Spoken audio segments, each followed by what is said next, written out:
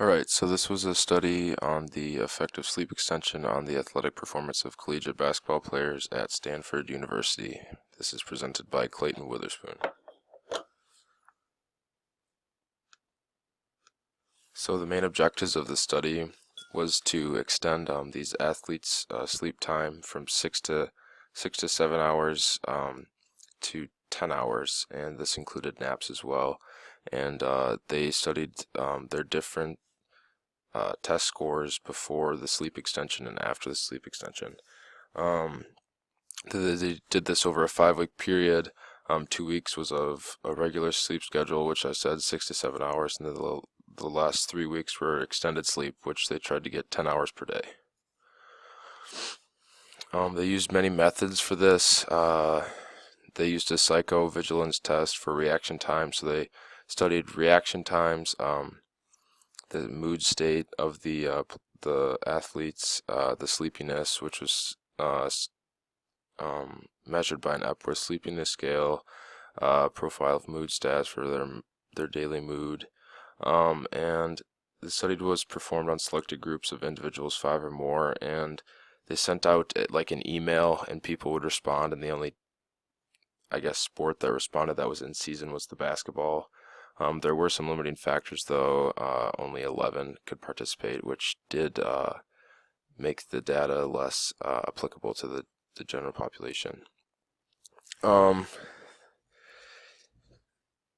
It was hard for the players also to adapt to their schedules because of the more sleep. They had less time during the day, so transportation was an issue, and so on. So this study was very interesting. It was published in 2011, and like I said, the basketball program was the only one that satisfied the selection criteria.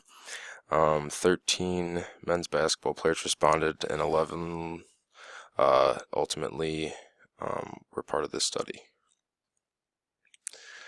So after they did the 3 weeks of sleep extension and comparing that to the previous 2 weeks of no sleep extension, they found that there was an increase in all areas, actually, of performance.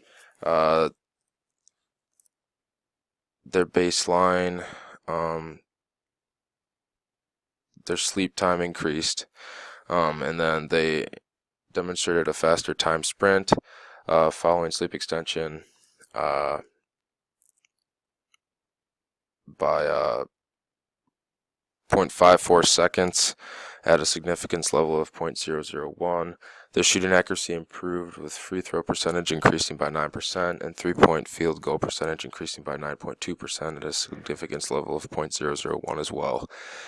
And the mean PVT reaction time in the Epworth Sleepiness Scale scores decreased following sleep extension, which was a good thing. The reaction time, and then they had less sleepiness, and this was also at a significance level of 1% or 0.01, and the POMS scores improved with increased vigor and decreased fatigue subscales at a significance level of 0.001.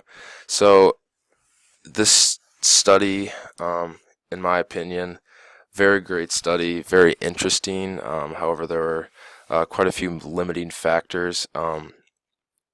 One of them being that they only had 11 students for the study, or student athletes, and this was a study that was performed. There was not a ton of studies performed previous to this on sleep extension time on the performance of an athlete.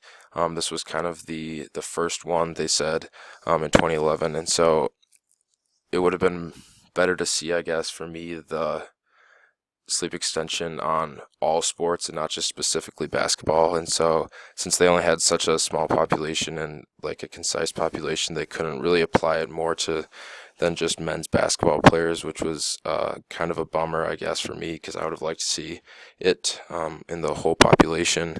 And it was hard to say consistent with the number of hours of sleep, because they had travel, they had to travel for away games and so forth, and this was hard to perfect the 10 hours because getting up early, traveling, it's hard to get exactly 10.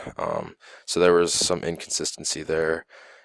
And yeah, overall, very interesting study. And I enjoyed it.